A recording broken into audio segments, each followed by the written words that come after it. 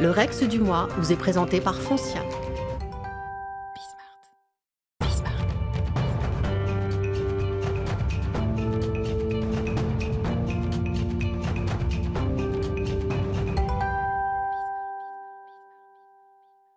Le Rex du mois avec Frédéric Fougera. Bonjour Frédéric. Bonjour Arnaud. Vous êtes le directeur de la communication d'Emeria. On va parler aujourd'hui d'un sujet qui est un peu à front renversé, puisqu'on parle beaucoup de marque employeur, on va parler de la marque employée. Je signale quand même, au-delà du prix éminent que vous avez reçu, on ne va pas le dire à chaque fois, mais un prix éminent, votre tribune Focus RH, ne pas laisser une empreinte négative sur votre carrière en quittant un poste, qui fait écho à ce dont on va parler. On parle régulièrement de l'image employeur, mais très très peu de l'image employée, le fameux personal branding. Qu'est-ce qui constitue l'image employée, là ? En fait, l'image employée, c'est votre réputation. C'est votre réputation, on peut même dire aujourd'hui que c'est votre empreinte numérique ou une partie de votre empreinte numérique, ce qui nécessite d'ailleurs de la maîtriser parce que sur le numérique, on peut avoir beaucoup d'informations sur vous. Donc là, on parle du professionnel. Donc, qui êtes-vous dans votre travail et qui êtes-vous dans votre parcours professionnel ?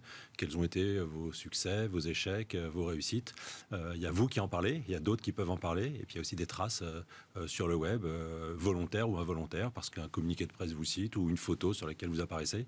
Donc votre image, image employée, en fait, c'est toute votre réputation, éventuellement celle qui vous précède aussi. Quand vous allez postuler pour un emploi, vous allez adresser un CV, on va peut-être consulter votre profil LinkedIn, mais on va peut-être aussi vous googliser et avoir un certain nombre d'informations qui correspondent à cette image employée. Vous dites peut-être, moi je suis persuadé que finalement tout le monde se googlise.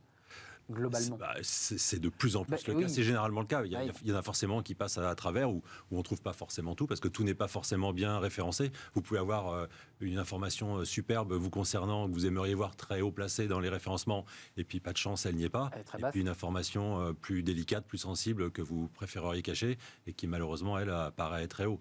Donc il y a différentes façons d'aborder le sujet. Mais... c'est sensible. Donc un ancien patron, de fait, vous l'évoquez, peut être un prescripteur, en bien ou en mal d'ailleurs. Un ancien patron est un prescripteur potentiel parce que sa parole elle va avoir de l'importance. Si un cabinet de recrutement ou un autre de ses homologues appelle pour savoir ce que vous valez, ce que vous avez fait avec lui, sa parole elle va être très forte. Alors elle va probablement pas déclencher le recrutement. Elle va confirmer des convictions, elle va renforcer des certitudes. Elle étaye quelque chose. Ouais. Voilà, elle va peut-être, mais il y aura quand même toujours en face de vous d'autres candidats.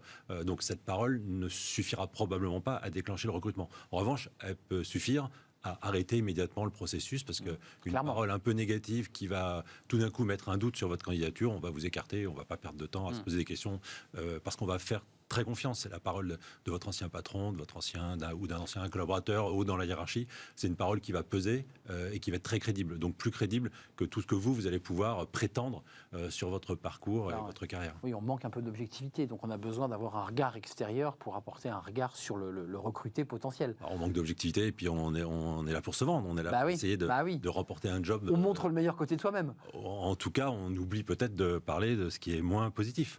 Mais du coup, la vie extérieure, lui, va donner une vision probablement plus objective et plus intéressante pour le recruteur. Et plus globale. On peut avoir donc un prescripteur, un détracteur.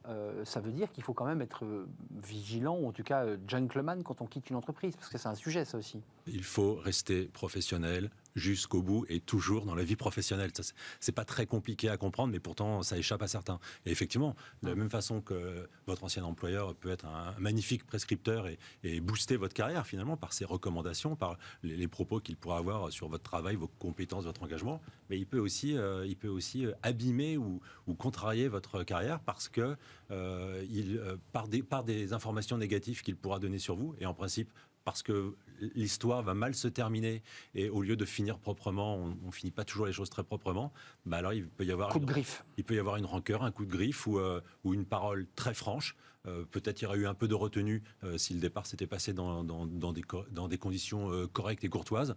Et puis si le départ n'a pas été fait dans des conditions correctes et courtoises, et voilà, une parole un peu franche, un peu dure, un peu brute, un petit coup de griffe comme vous dites. Et ça casse tout. Et c'est fatal.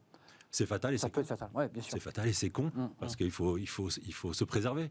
Il faut penser à l'avenir. La vie, elle est assez courte et le monde professionnel, il est très petit. Donc, de toute façon, on est amené à se recroiser, on est amené à rencontrer des gens qui connaissent telle ou telle personne. Donc, de toute façon, on est un peu encerclé, on est cerné, et donc il vaut mieux préserver son image et préserver les relations professionnelles qu'on a pu avoir dans le passé, même quand elles ont pu être tendues, même quand une histoire se termine. Une histoire peut se terminer, mais elle peut se terminer très bien, ou au minimum proprement, assurément dans la courtoisie et dans le professionnalisme. C'est la phrase de Woody Allen, quand on monte les escaliers pour aller prendre son poste, il faut toujours dire bonjour à celui qui le redescend, puisqu'un jour soi-même on le redescend et on va le recroiser.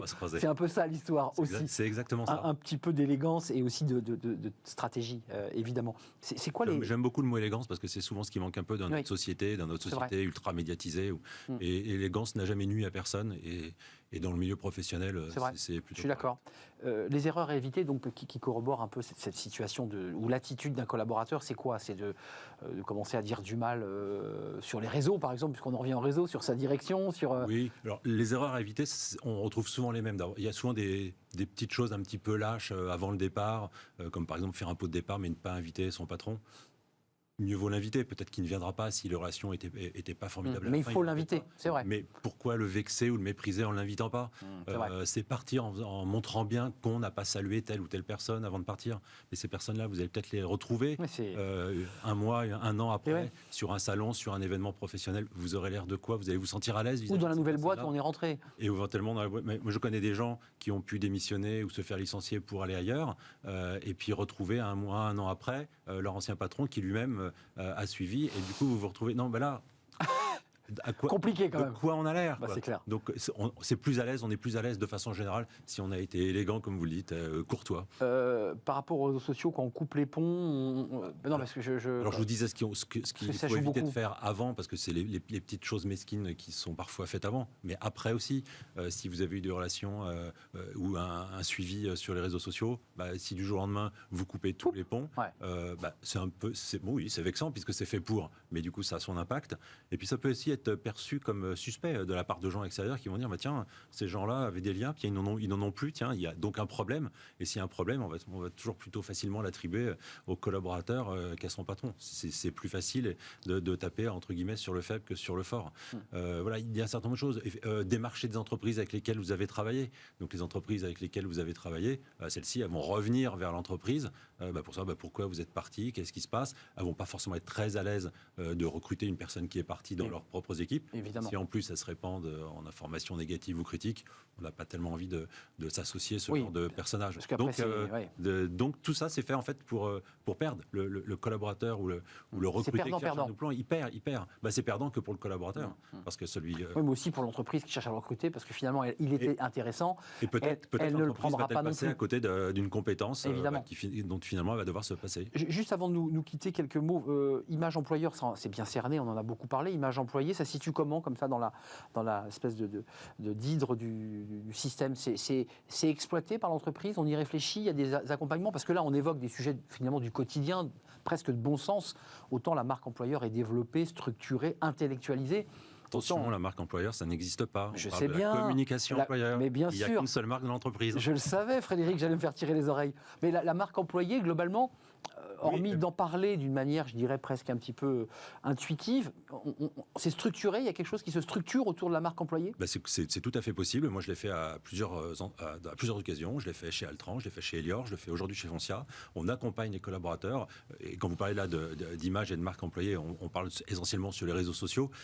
On accompagne les collaborateurs pour leur donner les astuces, les bonnes pratiques pour se présenter sur les réseaux sociaux, pour présenter leur image. Alors, pour présenter l'entreprise aussi, parce que ce sont des ambassadeurs. Bien sûr. Mais on les attire souvent, et on attire souvent leur attention sur ce sujet par rapport à leur propre image. Il m'est déjà arrivé d'organiser des shootings photos pour permettre aux collaborateurs d'avoir des belles photos sur LinkedIn, des belles photos professionnelles, plutôt qu'une photo un peu fantaisiste et qui finalement ne va pas donner une image très pro, donc, ni de l'entreprise, mais ni de la personne. Le selfie sur la plage, quoi. Et puis voilà, et puis apprendre à bien se présenter, à bien présenter ses sujets, la façon dont on travaille. Et les collaborateurs, ils sont sensibles. Les collaborateurs, évidemment, ils sont ravis, et pas avec l'intention forcément de quitter l'entreprise, mais parce parce que c'est valorisant pour la personne. Et ce qui est valorisant pour eux les intéresse. Parlez-moi de moi, il n'y a que ça qui m'intéresse. Et puis c'est très valorisant pour l'entreprise, puisque ça montre des belles personnes, sans faire référence et puis ça à un structure blog que j'ai lancé il y a quelques temps sur les collaborateurs de Foncia. Blog Belles personnes, je citais belles personnes. Voilà. Ça montre des belles personnes. Voilà, les belles personnes, c'est votre blog. Voilà. Au-delà des tribunes que vous signez dans Focus Erasme, justement sur l'empreinte négative lorsqu'on quitte une carrière et les traces que l'on laisse, et notamment, encore une fois, vous l'avez beaucoup évoqué, les traces sur les réseaux sociaux. Inutile de laisser une empreinte négative. C'est-à-dire le texte Facebook, le petit texte qui va rester tout le temps et qui sera remonté en permanence, ça c'est extrêmement dévastateur. Merci Frédéric Fougera d'être venu nous éclairer et j'ai pris ces petits coups de règle sur les droits, je ne recommencerai pas évidemment, directeur de la communication d'Emeria. Merci de nous avoir rendu visite, on se retrouve dans un mois, si je ne m'abuse. Merci Frédéric, on fait une courte pause, on va s'intéresser à un sujet tabou en entreprise. Tiens, ça va vous intéresser, les addictions. Alors tabac, alcool évidemment, les drogues, pas seulement d'ailleurs, les écrans, les jeux à gratter, ces choses-là évidemment sont sensibles, sont tabous parce que ça fait partie de la vie privée des collaborateurs et les choses se sont évidemment aggravées à l'occasion de cette période télétravail où là évidemment personne n'avait la main sur ses collaborateurs. On fait le point juste après dans notre débat avec nos invités, c'est juste après.